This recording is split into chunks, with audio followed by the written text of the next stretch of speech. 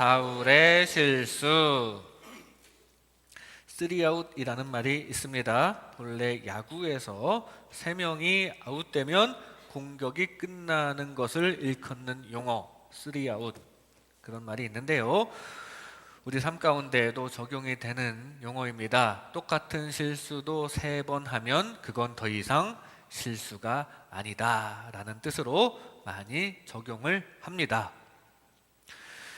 음주운전 같은 경우도 3번째 적발되면 바로 실형 선고가 되는 식으로 3아웃 제도라는 게 있는데요. 음주운전은 그렇다고 3번 하시라는 게 아닙니다. 3번이 아니라 1번도 하지 마세요. 원아웃도 안 됩니다. 그것은. 그런데 이런 식으로 3번까지는 기회를 주는 경우가 많이 있습니다. 1번 실수는 실수고 2번 하는 실수는 습관이고, 그런데 3번 실수는 정말 미친 거라고, 정말 연을 끊어야 한다고 얘기하는 경우도 많아요. 사울도 실수를 했습니다. 사람이니까 실수를 할 수가 있어요. 그리고 이 세상에서 사탄이 계속 영향을 주고 막 사탄이 장난치고 그러면 죄를 짓게 되고, 그러는 중에 실수도 할 수 있습니다. 그런데 사울은 이 실수를 3번 반복했다는 사실입니다. 먼저 앞에 13장에 나타난 제사장이 해야 할 제사를 스스로 집전했다는 실수를 했고요. 오늘 말씀에 해당하는 아말렉과의 전쟁에서 모든 것을 다 진멸하라는 말씀을 어기고 소와 양들을 챙겨온 실수를 했습니다. 그리고 뒤에 블레셋과의 전쟁을 앞두고 신접한 여인을 만나 구슬하여 죽은 사무엘을 만나려고 하는 실수를 저질렀습니다. 실수를 3번 저지른 게 성경에 기록됐는데요.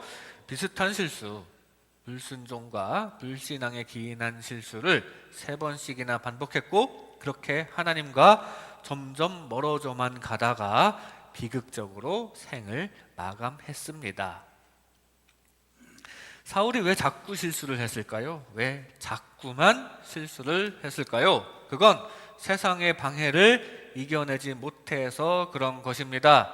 사울은 분명히 오늘 말씀 서두에 있는 말씀처럼 스스로 작게 여길 만큼 겸손했던 때가 있었고, 그래서 하나님께 인정받는 왕이었을 때가 있었습니다. 그런데 그런 사울이 변한 거예요. 세상이 사울을 그렇게 만든 것입니다. 세상이 사울의 믿음을 방해했고요. 세상이 사울을 진실하지 않게 만들었습니다. 그리고 세상이 살아계신 하나님을 느끼지 못하게 만들었습니다. 사실 사울에게 닥친 이 세상의 방해는 우리에게도 마찬가지로 적용이 됩니다. 세상이 우리의 믿음을 방해하고요. 세상이 우리가 진실하지 못하게 방해합니다. 그리고 세상이 하나님이 없는 것처럼 여기게 만드는데, 이 시간 이런 말씀을 나눌 때 사울처럼 세상의 방해에 당하지만 말고 늘 주님 손 꼭 붙잡아 세상에서 승리하는 하나님 나라 백성 되시기를 주님의 이름으로 축복합니다. 먼저 하나님께서 돌보신다는 믿음이 없었습니다. 사울에게는 하나님께서 돌보신다는 믿음이 없었습니다. 오늘 본문 19절에 어찌하여 왕이 여호와의 목소리를 청종하지 아니하고 탈취하기에만 급하여 여호와께서 악하게 여기시는 일을 행하였나이까. 지금 사무엘이 사울의 잘못을 지적하고 있습니다. 하나님께서는 진멸하라고 했습니다. 분명히 다 없이 치라고 하셨는데, 그런데 왜 가지고 오셨습니까? 그게 그렇게 아깝습니까? 사울은 지금 그 세상 물건들을 자기가 갖고 싶었던 것입니다. 이거 욕심에 넘어간 것인데, 사울이 왜 욕심에 빠졌습니까? 더 좋은 것을 주시는 하나님을 몰랐기 때문이에요. 아니, 하나님을 못 믿었기 때문입니다. 그래서 순간적으로 비교를 하죠. 지금 내 뜻대로 하는 게 하나님 뜻대로 하는 것보다 더 많은 것을 얻을 수 있겠다는 계산이 나온 겁니다. 왜냐하면 하나님을 믿지 못하니까요. 이렇게 사울은 하나님에 대한 믿음이 없어서 욕심에 빠졌습니다. 그저 눈앞의 물질적 욕심에만 푹 빠진 거예요. 사실 하나님의 마음을 얻는 것이 결국 세상에서 더 많은 것을 얻는 것이 됩니다. 왜냐하면 하나님께서 모든 것의 주인이시거든요. 그걸 알았어야죠. 그리고 그 만유의 주인이신 하나님께 잘 보였어야죠. 하나님께 아부를 잘 했어야죠. 항상 말로만 섬긴다고 하고 정작 그 분에게 잘 보이지 않고 말을 안 들었던 것입니다. 직원이라면 자신을 고용한 사장님이 시키는 대로 해야 하지 않습니까? 지나가다가 사장님을 만날 때는 겉으로는 인사를 하긴 합니다. 사울이 하나님께 제사를 드리긴 드리는 것처럼 거칠에는 해요. 그런데 속으로는 다른 생각을 합니다. 저 사장이 다 알고 하는 얘기는 아닐 거야 하면서 말을 안 들어요. 사장님이 버리라는 건 다 갖다 버려야 하는데 그게 아까워서 자기 주머니에 숨기는데 그거 다 걸립니다. 그리고 걸리고 잘리면 더 이상 월급도 못 받고 더 망하는 거예요. 이 직원은 사장님이 다 알 리가 없다고 생각하고 또 내게 필요한 것을 더 채워줄 수 있는 사람으로도 믿지 않았고요. 사장님 말만 들었다고는 그냥 손해만 볼 것 같다고 의심을 했습니다. 그렇게 불순종을 한 것입니다. 마치 사울이 하나님을 겉으로만 섬기고 하나님의 말씀을 안 듣는 것과 같습니다. 이 아까운 걸 왜 진멸하라고 하시는 거야? 아깝게. 그러다가 하나님께 잘리고 다 망한 겁니다. 반면에 직원이 사장님이 시키는 대로 버리라는 대로 다 버리고 말 잘 들으면 당연히 월급도 주고요. 그 아까운 것들 아깝지 않게 더 챙겨줄 겁니다. 사울도 하나님께서 시키는 대로 다 순종 잘 했으면 하나님께서 가만히 계시겠습니까? 세상의 주인이신데 사울이 그거 아까워하는 마음도 하나님 다 헤아리셨을 텐데 다 아시고 더 좋은 것으로 채워주셨을 텐데 그 하나님을 사울은 믿지 못한 거예요.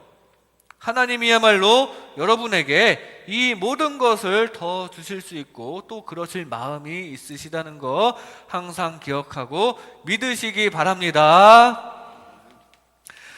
사울의 첫 번째 실수도 마찬가지요. 믿음이 없어서입니다. 사무엘이 오기 전에 성급하게 제사를 집전하는 제사권을 침해하는 실수를 했는데요. 사무엘이 곧 온다는 믿음도 없었고 무엇보다 사무엘이 와서 제사를 집전할 때까지는 적이 쳐들어오지 않도록 하나님께서 지켜주시리라는 믿음이 없었습니다. 그렇게 성급하게 자기 손으로 제사라는 형식을 해치우고 전쟁에 나가려고 했던 것입니다. 형식보다 믿음이 훨씬 더 중요했던 것인데 사울은 그 믿음이 없어서 실수를 했습니다. 그래서 책망을 받았는데 그렇게 책망받고 또 오늘 말씀에도 책망받았으면 이제 회개하고 믿음을 좀 가졌어야 했는데 사울은 그러지 않았어요. 계속 의심만 하고 불순종합니다.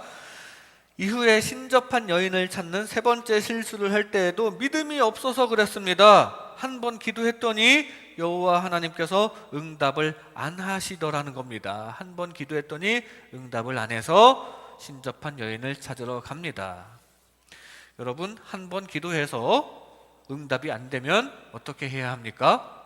두 번, 세 번 응답 받을 때까지 기도해야죠. 사울은 두 번, 세 번 기도할 믿음이 없었고 바로 무당을 찾아갑니다. 믿음이 없어서 그래요. 세상 상황은 이렇게 우리의 믿음을 방해를 합니다. 빨리 이 문제 해결해야만 할 것 같은데 하나님께서 도와주시는 것 같지 않을 때도 있습니다. 그럴 때 우리가 세상적인 방법을 찾아 헤매지는 않습니까? 아브라함이 세상적인 방법으로 아들을 낳았던 것처럼 우리도 인내하는 믿음이 부족해질 수가 있어요. 하지만 그 문제, 생각보다 여유가 있는 문제일 때가 많습니다. 그리고 풍랑 속의 예수님처럼 주님은 여러분과 늘 함께 하십니다. 그걸 느끼고 늘 믿으시기 바랍니다. 너무 성급하게만 여기다가 하나님에 대한 믿음까지 저버리지 말고 결국 하나님의 응답을 받으시고 주님 뜻대로 문제 해결받는 하나님 나라 백성 되시기를 주님의 이름으로 축복합니다. 하나님께서 돌보신다는 믿음이 없었습니다. 다음으로 하나님 앞에서 진실한 믿음이 없었습니다. 사울에게는 하나님 앞에서 진실한 믿음이 없었습니다. 오늘 본문 20절 말씀에 보면 사울이 사무엘에게 이르되 나는 실로 여호와의 목소리를 청종하여 여호와께서 보내신 길로 가서 아말렉 왕 아각을 끌어왔고 아말렉 사람을 진멸하였으나, 지금 변명하고 있습니다. 나는 여호와의 말씀을 들은 것이다. 하나님 말씀을 들었다고 얘기하고 있어요. 그런데 이 말이 진실이 아니라는 것은 스스로의 말로 증명이 됩니다. 바로 뒤에 사무엘이 정곡을 찌르니까 그 뒤에 하는 말이 24절에 보면 내가 범죄하였나이다. 내가 여호와의 명령과 당신의 말씀을 어긴 것은 내가 백성을 두려워하여 그들의 말을 청종하였음이니이다. 이렇게 이야기하는 것은 즉 앞에 했던 말이 거짓말이다 라는 얘기죠. 거짓된 변명이라는 얘기죠. 앞에 제가 거짓말했습니다 라고 얘기하는 거예요. 그런데 잘 보면 심지어 지금 이 말도 제대로 된 말은 아닙니다. 잘못을 시인하는 것 같지만 백성들이 두려워서 하나님의 명령을 어겼다라고 얘기를 하고 있어요. 백성들이 두려워서 하나님의 명령을 어겼다뇨. 소와 양들을 챙겨오는 것은 사울 자신이 원했던 것인데 마치 백성들이 그걸 원했던 것처럼 핑계를 대고 있습니다. 아마 이것도 거짓말일 거예요. 사울은 이렇게 거짓에 푹 빠졌는데 왜 그렇습니까? 지금 대화 상대방인 사무엘은 신이 아니라 인간이니까 속이면 넘어갈 줄 알았던 것입니까? 사울은 이렇게 기본적으로 진실성이 떨어진 사람이었다는 얘기입니다. 이렇게 사울은 진실과 거리가 먼 사람이었습니다.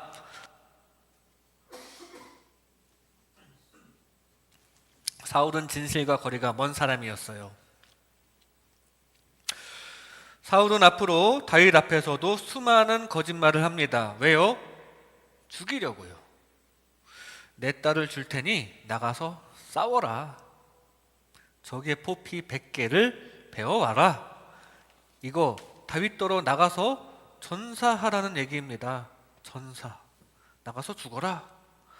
나가서 죽기를 바라는 마음으로 그 마음은 싹 숨기고 그냥 좋은 의도인 것처럼 나가서 잘 싸우고 오면 내 딸을 줄게. 좋은 의도인 것처럼 전쟁에 내보낸 거짓된 행동이에요.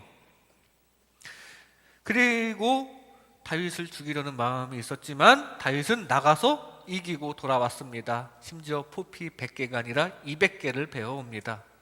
다윗 때문에 자존심이 많이 깎여서 다윗을 죽이려고 속임수를 썼지만 오히려 다윗은 더 큰 전쟁 공로를 이루고 더 인기가 높아지고 사울은 더 자존심이 깎이게 됩니다. 사울은 이렇게 진실이 없었기에 계속 거짓말을 일삼고 그렇게 망하게 되었다는 사실입니다. 첫 번째 실수를 했을 때에도 사울은 거짓말 같은 핑계를 댑니다. 사무엘이 정한 기간 안에 오지 않았다는 핑계를 대면서 스스로 제사를 집전한 것에 대해 이유를 둘러대고 있는데, 사실 여러 학자들이 분석하기를 사무엘이 정한 기간 안에, 약속 시간 안에 가지 않은 게 아니라 사울의 조급한 마음 때문에 착각을 일으켰다라고 많은 학자들이 분석을 합니다. 그 분석에 의하면 자기 유리하게 살짝 말을 바꾼 거예요. 거짓된 습성이 있었던 것입니다. 그리고 세 번째 실수도 마찬가지입니다. 신접한 여인을 찾을 때에도 거짓을 행합니다. 왜냐하면 무당을 통해서 신을 불러일으키는 행위를 바로 자기 자신이 금지시켰거든요. 그런데 본인이 금지한 걸 지금 본인이 하려고 하고 있어요. 그래서 자신이 그 왕이라는 것을, 그 금지시킨 이 나라의 왕이라는 것을 숨기기 위해서 변장을 하고 갑니다. 그 무당에게 신접한 술법을 행하라고 의뢰를 하는데 이거 사람을 속이는 거죠. 변장하고 가서 그렇게 시키는 게 사람을 속이는 겁니다. 사울은 그냥 처음부터 끝까지 이렇게 거짓투성이였던 것입니다. 처음부터 끝까지 거짓말만 하고 사람을 속이기만 하는 사람이었어요. 그러니 당연히 하나님 말씀도 안 듣고 거짓을 싫어하시는 하나님께 버림받게 됩니다. 하나님 앞에 진실하시기를 바랍니다. 모든 것을 다 아시는 하나님을 느끼면서 하나님 앞에 정직한 저와 여러분 되시기를 주님의 이름으로 축복합니다. 아나니아와 삽비라도 그렇게 거짓말하다가 죽었잖아요. 사람들에게 온전한 헌신을 한 것처럼 여김받고 싶은데 자기 재산은 다 바치기에는 좀 아깝고, 그래서 재산의 일부분을 숨기고서는, 문제는 그게 전 재산인 양 포장을 했다는 사실입니다. 그러다가 죽었습니다. 구제하는 건 좋은데 기껏 좋은 일 하면서 거짓말 때문에 망한 정말 안타까운 사례예요. 돈 쓰고 죽고. 하나님께서는 이렇게 거짓을 싫어하신다는 거 기억하시기 바랍니다. 반면에 정직의 대명사는 요셉이죠. 보디발의 아내가 막 유혹했을 때 내가 어찌 이 큰 악을 행하여 하나님께 죄를 지으리이까? 하나님께서 다 보시는데 어떻게 진실하지 않을 수 있겠습니까? 하면서 그 죄를 짓지 않으려고, 정직하려고 애를 썼습니다. 하나님 앞에서 이렇게 정직했던 요셉은 하나님께서 큰 복으로 채워주셨음을 우리는 보게 됩니다. 우리도 하나님 앞에 진실하여 하나님께 인정받는, 복받는 그리스도인 되시기를 바랍니다. 세상은 우리가 진실하지 못하게 방해합니다. 왜냐하면 이 세상 자체가 속고 속이는 곳이거든요. 적절히 핑계도 잘 대야, 그래야 어떻게 살아갈 수 있고, 또 힘 있는 사람에게 잘 보여야 하는 곳인 이 세상은 겉보기에는 진실이 잘 통하지 않는 곳이 이 세상입니다. 당연하다는 듯이 서로 속이면서 살아가는 곳이 이 세상이에요. 그러나 우리는 가장 힘 있으신 분은 하나님이라는 진리를 잘 파악해야 합니다. 그리고 그분은 진실을 좋아하신다는 사실을 깨달아야 합니다. 진실로, 진실되이 살면서 하나님 앞에 잘 보이는 것이 가장 좋아요. 세상에서 아무리 거짓과 속임수가 만연하고 심지어 그게 대세일지라도 하나님 편에 붙어서 하나님의 속성인 진리로, 진실로 무장할 수 있기를 바랍니다. 그리고 결국은 세상에서도 진리가 이깁니다. 진실이 이겨요. 결국에는 진실함으로 세상에서도 승리하고 영적으로도 승리하시는 하나님 나라 백성 되시기를 주님의 이름으로 축복합니다. 하나님 앞에서 진실한 믿음이 없었습니다. 마지막으로 하나님께서 계신다는 믿음이 없었습니다. 사울에게는 하나님께서 계신다는 믿음, 하나님께서 계신다는 믿음, 실제로 살아 계신다는 믿음이 없었어요. 오늘 본문 25절 말씀에 청하오니 지금 내 죄를 사하고 나와 함께 돌아가서 나로 하여금 여호와께 경배하게 하소서 하니, 사울이 처음에는 변명을 했습니다. 저는 하나님 말씀대로 한 것인데요, 이거 다 하나님께 감사의 제사를 드리려고 챙겨온 거거든요. 그런데 사무엘이 정곡을 찔렀죠. 순종이 제사보다 낫고 듣는 것이 순양의 기름보다 낫습니다. 당신은 가장 중요한 순종을 안 했어요. 사무엘이 이렇게 전곡을 찌르고 지적을 하고 책망을 하니까 인정을 합니다. 제가 하나님 말씀에 순종하지 않고 백성들을 두려워했네요. 죄송합니다. 인정을 했어요. 조금 전까지 약간 좀 백성 핑계대고 약간 좀 거짓된 말도 했지만 인정을 하긴 했습니다. 내가 잘못했다고 했어요. 그런데 그리고서 하는 말이 진정한 회개와는 거리가 멀다는 사실입니다. 지금 내 죄를 사하소서라고 이야기합니다. 지금 내 죄를 사하소서, 사무엘에게. 지금 사무엘이 용서를 해주는 겁니까? 용서의 주체는 하나님입니다. 하나님께 용서를 구해야죠. 왜 사무엘에게 용서를 구합니까? 그렇다면 지금껏 제사를 지냈던 거 다 사람들 보라고 지낸 것에 불과하다는 얘기입니까? 지금 하나님은 확 제껴놓고 사람만 상대하고 있는 모습을 보이고 있다는 사실이에요. 즉 사울에게는 하나님께서 계신다는 믿음도 없었습니다. 그래서 당연하게도 진정한 회개도 없었습니다. 하나님을 진정으로 의식하지 못한 상태로 그대로 그냥 세상적으로 인본주의적으로 푹 빠져버리게 되었다는 사실입니다. 사울은 여호와께 경배하게 하소서라고 부탁하고 있는데 이거 역시 사람들 앞에 자신을 드러내고 싶어서 그런 겁니다. 사무엘이 거절을 했죠.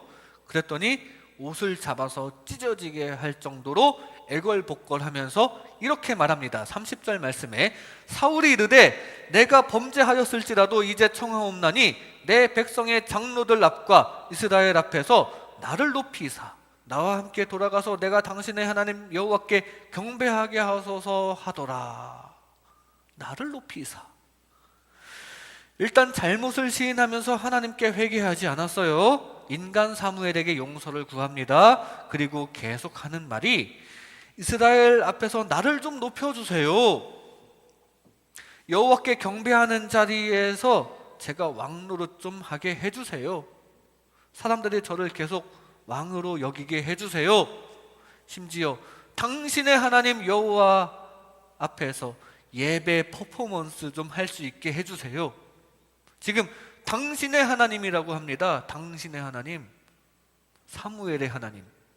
본인은 믿지 않는다는 얘기예요. 하나님을 그저 보여지는 형식만 지키면서 사람들 앞에서 칭찬받고 왕으로 인정받겠다는 얘기입니다. 완전히 인본주의적으로 변했죠.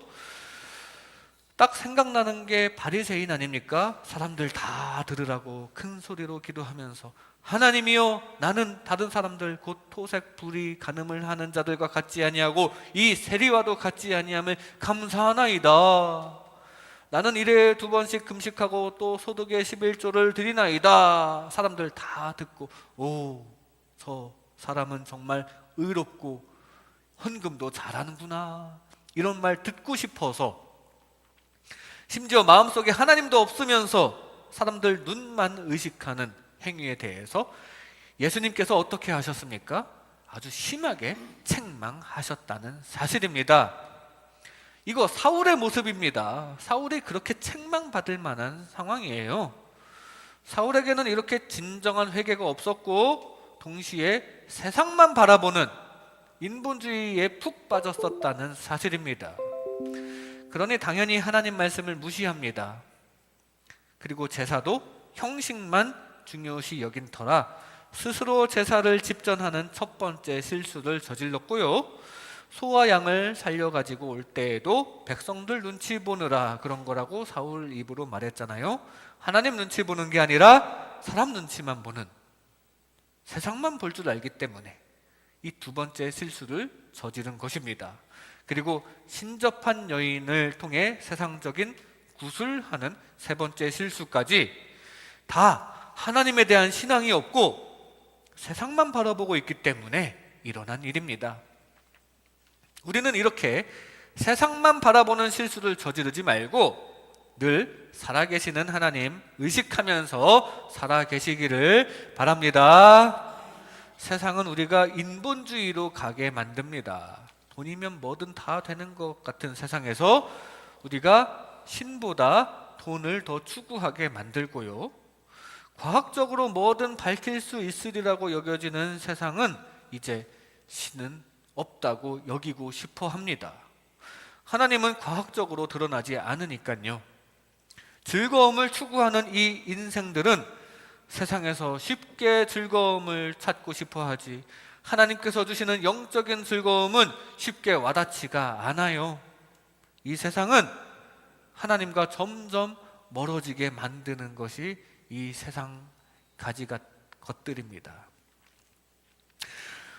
우리도 이 세상에 살고 있기 때문에 가만히 있으면 안 돼요. 가만히 있으면 나도 모르게 하나님과 멀어집니다. 하나님을 살아계신 하나님으로 섬기면서 꼭 붙잡고 있어야 합니다. 가만히 있으면 점점 멀어지는 겁니다. 남녀 관계도 가만히 있으면 점점 멀어지게 돼요. 부부 관계를 포함해서 우리가 평생 노력을 해야 하지 않습니까? 모든 인간관계 다 평생 노력을 해야, 뭐 가끔씩 만나기라도 해야 관계가 유지되지, 그냥 가만히 있으면 점점 멀어집니다. 가만히 있으면 사람과 사람 사이도 점점 멀어져요. 하나님도 마찬가지입니다. 늘 하나님께 찬양하고 이것도 감사, 저것도 감사하는 마음을 가지면서 살아계신 하나님을 경외하는 것이 필요합니다. 세상에 그냥 가만히 있다가 점점 하나님을 잊어버리지 말고 평생 살아계신 하나님을 경외하며 순종함으로 살아가다가 영원히 하나님과 가깝게 지내시기를 주님의 이름으로 축복합니다. 이 시간 사울의 실수라는 제목으로 하나님의 은혜를 나눴습니다. 하나님께서 돌보신다는 믿음이 없었습니다. 세상이 믿음을 방해해도 인내함으로 하나님의 응답을 받으시기 바랍니다. 하나님 앞에서 진실한 믿음이 없었습니다. 세상이 진실을 방해해도 정직함으로 하나님의 승리를 얻으시기 바랍니다. 하나님께서 계신다는 믿음이 없었습니다. 세상이 인본주의로 이끌어도 살아계신 하나님과 사랑의 관계를 이루는 저와 여러분 되시기를 주님의 이름으로 축복합니다.